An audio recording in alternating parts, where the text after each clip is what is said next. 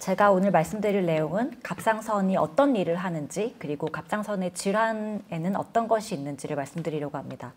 먼저 갑상선이라고 하는 장기는 내분비 장기이기 때문에 호르몬을 만들어내는 역할을 합니다. 위치는 우리 몸의 목의 앞부분에 위치하고 있습니다. 기도의 앞부분에 목젖의 한 2에서 3cm 정도 아래에 있고, 정상에서는 겉으로는 잘 보이지 않고 잘 만져지지도 않지만 병이 생기면 커지고 만져질 수 있습니다. 갑상선 호르몬을 분비하는 과정은 크게는 뇌하수체라고 하는 기관에서 갑상선을 자극하는 호르몬을 만들어냅니다.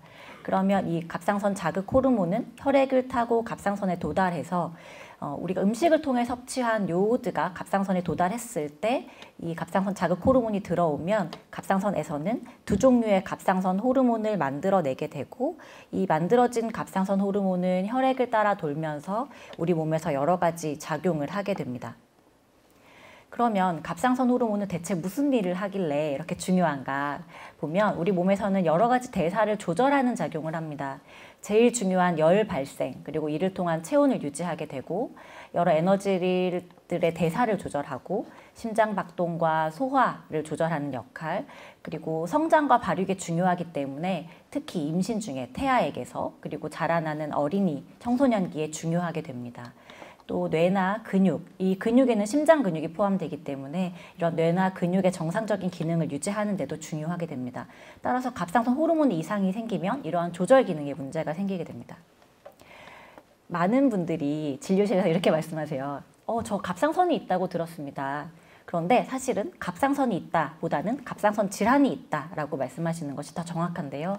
갑상선 질환에는 크게 두 종류가 있습니다. 결절과 암으로 대표되는 혹과 관련된 질병이 있고, 기능, 혈액 검사에서 기능에 이상이 생겼을 때 기능이 떨어지는 기능 저하증, 그리고 기능이 많아지는 기능 항진증으로 나눠볼 수 있습니다. 먼저 갑상선 결절과 암에 대해서 말씀을 드리겠습니다. 갑상선 결절은 정상 갑상선 조직이 건강하게 있을 때 이와 구별되는 어떤 조직이 생긴 것을 말합니다. 이 결절이 모두 다 암인 것은 아니기 때문에 갑상선 결절에 있어서 가장 중요한 것은 이것이 암과 관련이 있는가를 밝혀내는 일입니다. 갑상선 결절은 연령에 따라서 증가하는 경향이 있고, 여성에서 더 흔하면서 만져지는 결절의 빈도는 비교적 적고 대부분은 만져지지 않는데 우연히 검진에서 발견되는 경우가 많습니다. 갑상선 결절의 약 5에서 15% 정도가 갑상선 암으로 확인된다는 보고가 있습니다.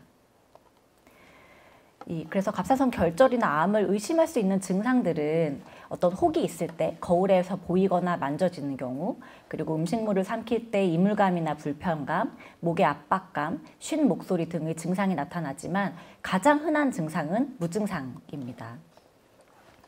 우리나라의 암종별 연령 표준화 발생률 추이를 보면 1999년부터 2021년 마지막 자료까지를 제가 가져왔는데요.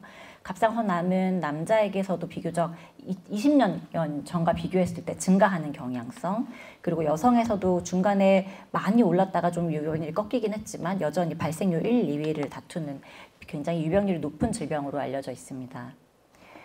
연령군별로 살펴보았을 때 특히 우리가 걱정해야 될 것은 젊은 연령, 65세 이상보다는 20, 30대 그리고 40대부터 60대까지 비교적 젊은 연령대에서는 가장 많이 발생하는 암종이라는 것입니다. 갑상선 결절과 암을 진단할 때 가장 중요한 것은 갑상선 초음파를 시행하는 것입니다. 이 초음파는 결절이 존재하거나 의심되는 모든 환자에게서 비교적 시행하기 편안하게 시행할 수 있는, 환자분에게도 불편함이 없이 시행할 수 있는 검사인데요. 이 초음파를 시행하게 되면 가운데 기도를 중심으로 기도를 싸고 있는 회색으로 보이는 영역의 양쪽 갑상선을 볼 수가 있습니다. 주변에 있는 여러 구조물들, 혈관이나 식도, 근육 등과의 관계를 통해서 이 갑상선 내에 생긴 결절의 위치와 위험도를 평가할 수 있습니다. 결절의 성상을 확인하고, 초음파에서 가장 중요한 것은 이 초음파에서 필요한 경우에는 세침흡인 세포 검사라는 간단한 조직 검사와 비슷한 검사가 가능하다는 점입니다. 갑상선 우연종이라고 하는 개념이 있습니다. 워낙 여러 가지 경우에 CT나 혹은 PET-CT와 같은 영상 검사들을 많이 시행하게 되실 텐데 거기에서도 우연하게 갑상선에 결절이 있는 것을 발견하게 될 수가 있습니다. 그런데 CT를 시행하고 이제 외래에 오시면 제가 초음파를 다시 검사하셔야 됩니다 라고 말씀드렸을 때 좀 의아해 하시는 경우가 있어요. 대부분은 CT가 가장 정확한 검사라고 생각하실 텐데 갑상선은 예외입니다. 갑상선은 CT에서도 물론 중요한 정보를 얻을 수 있지만 갑상선 초음파에서 이 혹의 성상과 위치 그리고 암의 가능성을 평가하는 데 가장 중요한 정보들을 얻을 수 있기 때문에 CT에서 이상이 있다고 하더라도 초음파 검사가 더 필요한 검사입니다. 그리고 이 초음파 검사를 통해서 암의 가능성이 높다라고 판단이 되었을 때 혹은 이 혹이 크기가 커서 어떤 압박감이나 이물감과 같은 증상을 유발했을 때는 바늘로 찔러서 이 혹의 이 세포의 성상을 확인하는 세침흡인 세포 검사를 시행하게 됩니다. 검사 방법은 누워서 초음파를 보면서 우리가 주사바늘, 혈액 검사를 하는 주사 혹은 약물 투입하는 주사바늘보다 좀 더 가는 주사바늘을 사용하여 이 혹을 갑상선 내에 있는 결절을 타겟으로 해서 안에 있는 세포를 뽑아내고 이 뽑아낸 세포를 가지고 현미경으로 관찰하는 검사가 됩니다. 최근에는 이 세침흡인 세포 검사와 더불어서 조금 더 굵은 바늘을 사용하여 조직, 주변 세포들과의 관계까지 볼 수 있는 중심바늘 조직 검사 방법도 널리 이용되고 있습니다. 그러면 갑상선 결절은 꼭 제거해야만 하는 것일까요? 결절을 제거해야만 하는 경우는 크게는 두 가지로 나눠볼 수 있을 것 같습니다. 한 가지는 혹이 크기가 너무 커서 이로 인한 증상, 압박감이나 이물감, 불편감, 쉰 목소리와 같은 증상을 일으킬 경우 혹은 미용상의 문제가 될 경우에는 치료가 필요할 수 있습니다. 두 번째는 암과 관련이 있을 때입니다. 이 결절이 암이거나 혹은 암으로 변할 가능성이 높다고 판단될 때는 크기가 작더라도 수술로 제거를 하게 됩니다. 갑상선 결절과 암의 치료는 뒷부분에서 많은 교수님들께서 말씀해 주실 것이기에 저는 다음 파트 갑상선 기능 이상으로 넘어가 보려고 합니다. 갑상선 기능 이상은 하나의 스펙트럼으로 볼 수가 있습니다. 우리 몸은 로봇가 아니기 때문에 어떤 선을 그어서 명확하게 그 질병을 나눌 수가 없고 정상 갑상선 기능이 있다면 정상 기능에서 호르몬이 부족한 상태인 기능 저하증으로 넘어가는 현성 기능 저하증이 있고 그 사이에 무증상 갑상선 기능 저하증이라고 하는 경계의 질병이 있습니다. 또한 정상에서 호르몬이 많은 상태인 현성 갑상선 기능 항진증이 있고 이 사이에 무증상 갑상선 기능 항진증이 있습니다. 이 무증상 갑상선 기능 저하증과 무증상 갑상선 기능 항진증은 어떤 증상을 일으키지는 대부분 않는 것으로 알려져 있기 때문에 어떤 환자에게서 치료를 하는지 그리고 어떤 환자에게서는 치료를 하지 않고 좀 기다려보는지는 환자분들의 동반된 질병이라든지 느끼는 증상에 따라 다르기 때문에 오늘 말씀드릴 내용은 이 현성 갑상선 기능 저하증과 현성 갑상선 기능 항진증 양 증상을 일으키는 두 가지에 대해서 말씀을 드리도록 하겠습니다. 갑상선 호르몬은 앞서 말씀드린 여러 가지 대사를 조절하는 기능을 하기 때문에 호르몬 생산이 감소하거나 호르몬 생산이 증가하는 것에 따라서 여러 가지 증상들을 일으킬 수가 있습니다. 먼저 갑상선 호르몬이 부족해지는 기능 저하증에 대해서 말씀을 드려보겠습니다. 갑상선 조직이 여러 가지 원인들, 대부분의 원인은 자가면역성 갑상선염인 하시모토병이 있는 경우 혹은 수술로 갑상선을 제거하거나 경부에 방사성 요오드 투여 혹은 방사선 치료 등의 어떤 치료를 했을 때 갑상선 조직이 파괴되면서 필요한 정도의 갑상선 호르몬을 생산하지 못하는 상태를 저하증이라고 얘기하고 우리가 매스컴에서 많이 볼 수 있는 여러 가지 증상들 추위를 탄다거나 얼굴과 손발이 붓는다거나 체중이 증가한다거나 기억력이 감퇴한다, 생리불순이 생긴다거나 피부가 건조해진다거나 하는 증상들이 나타날 수 있습니다. 그런데 이러한 증상만으로는 진단이 좀 어렵습니다. 앞서 보신 증상들이 대부분은 애매한 증상들이기 때문입니다.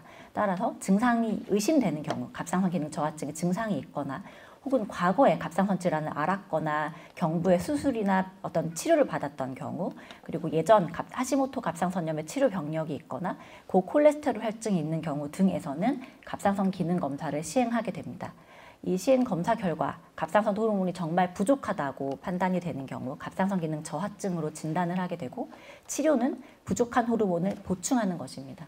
우리나라에서는 갑상선 호르몬제는 신지록신이나 신지로이드와 같은 약제로 투여를 하게 되고 원인 질환에 따라서 투여 기간이 다르고 약제로 인한 부작용은 거의 없는 것으로 알려져 있습니다. 그런데 이 갑상선 호르몬제는 흡수가 잘 안 되는 성질이 있기 때문에 아주 좋은 흡수를 위해서는 공복 상태에서 복용하시는 것이 중요합니다. 아침에 일어나시자마자 가능하면 아침 식사 30분에서 60분 전에 아침에 너무 바빠서 일어나자마자 약제를 드시고 밖에 나가셔야 되는 경우, 일어나자마자 식사를 하시고 출근을 하셔야 된다 하는 경우에는 저녁 식사 4시간 이후 취침 전에 복용하도록 권고되고 있고, 만약 그날 약 드시는 것을 깜빡했다면 생각난 즉시 복용하시고 이미 하루가 지났으면 다음 날에는 2배 용량을 투여하시도록 하고 있습니다. 마찬가지로 흡수가 잘 안 되는 성질 때문에 다른 약제, 특히 비타민제, 칼슘제, 철분제, 소화제, 우리가 흔히 먹는 약들과 같이 복용하게 되면 흡수율이 많이 떨어지는 것으로 알려져 있기 때문에 가능하면 이런 약들과는 적어도 1시간 이상, 가능하면 넓은 시간으로 간격을 두고 드시는 것이 좋겠고, 약제는 상온 보관이 가능합니다. 가장 많이 질문받는 것 중에 하나가 대체 그러면 식사 조절 뭐 해야 되나요? 하는 것인데요. 사실은 갑상선 기능 저하증 환자에게서는 가장 중요한 것은 규칙적으로 약을 잘 복용하는 것이고, 요오드와 관련된 너무나 많은 잘못된 정보들이 있는데요. 요오드는 갑상선 약제를 투여해서 갑상선 충분히 치료를 잘 하고 계신 분들은 요오드와 관련해서는 사실은 크게 주의를 기울이실 필요는 없습니다. 일시적으로 많은 요오드를 섭취한다면 오히려 해가 될 수 있지만 우리가 식사로 복용하는 정도, 삼시세끼 미역국을 매일 드시는 것이 아니라면 크게 문제가 되지는 않고요. 중요한 것은 임신 중에는 처음 발견된 경우라도 꼭 약물 치료가 필요할 수 있기 때문에 주변에 임신하신 분들이 있다면 갑상선 호르몬제가 태아를 위해서도 꼭 필요한 치료가 될 수 있다라고 말씀해 주시길 바랍니다. 두 번째, 갑상선 중독증, 다른 말로는 갑상선 기능 항진증에 대해서 말씀드리겠습니다. 갑상선 중독증, 제가 기능 항진증 이렇게 괄호를 해두었는데요. 갑상선 중독증이라는 말이 사실 더 넓은 포괄적인 의미에서 사용되는 용어입니다. 이 중독증이라는 말은 혈액 내에 어떤 이유에서든지 간에 갑상선 호르몬이 과다한 상태를 말합니다. 갑상선 자체에서 호르몬을 많이 생산해낼 수도 있고요. 또 갑상선 염증 때문에 일시적으로 갑상선 조직이 파괴되면서 일시적인 호르몬 과다 상태를 일으키기도 합니다. 여러 가지 원인이 다양하더라도 결국은 혈액 내에 갑상선 호르몬이 과다한 것 때문에 증상이 생기고, 그 증상은 더위를 많이 타거나 목이 굵어진다거나 체중이 감소한다거나 손발이 떨리고 예민해지기 때문에 화를 잘 내기도 하고, 또 그레이브스병일 때는 안구가 돌출되는 등의 증상들이 생기기도 합니다. 여러 가지 원인 질환들이 있습니다. 제일 흔한 것은 우리 갑상선 TSH라고 하는 갑상선 자극 호르몬 수용체의 과도한 자극에 의한 그레이브스병이 가장 흔한 것으로 알려져 있고, 대부분은 이거에 준해서 치료를 하게 됩니다.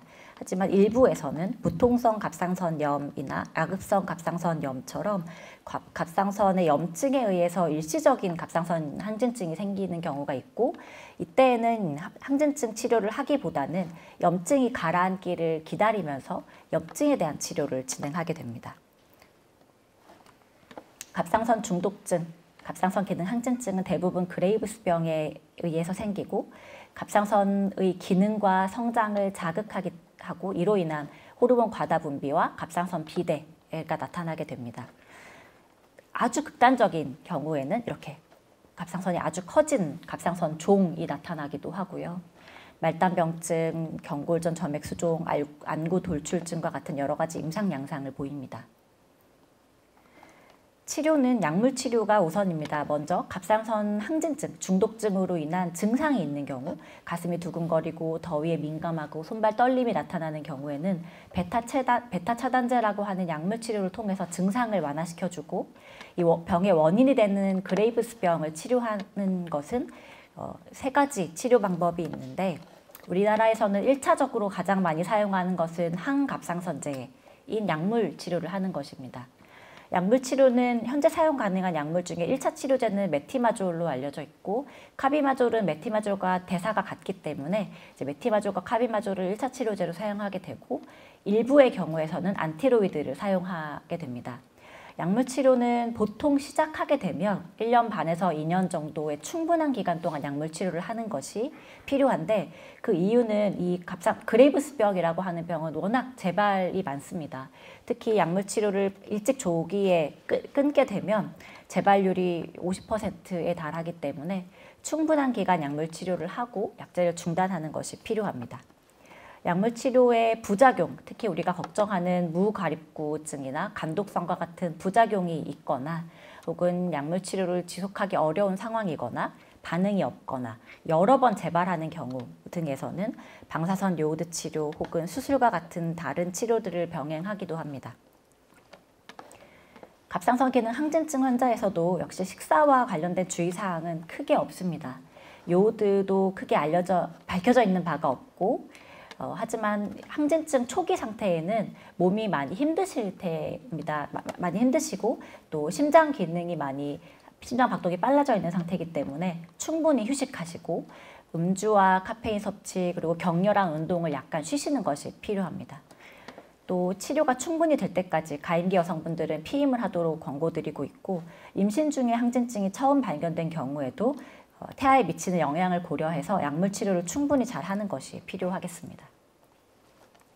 제가 오늘 말씀드린 내용은 갑상선 결절 그리고 갑상선 암에 대해서 소개드렸고 갑상선 기능 이상 중에서 증상을 일으키는 현성 갑상선 기능 저하증과 현성 갑상선 기능 항진증에 대한 정보를 드렸습니다.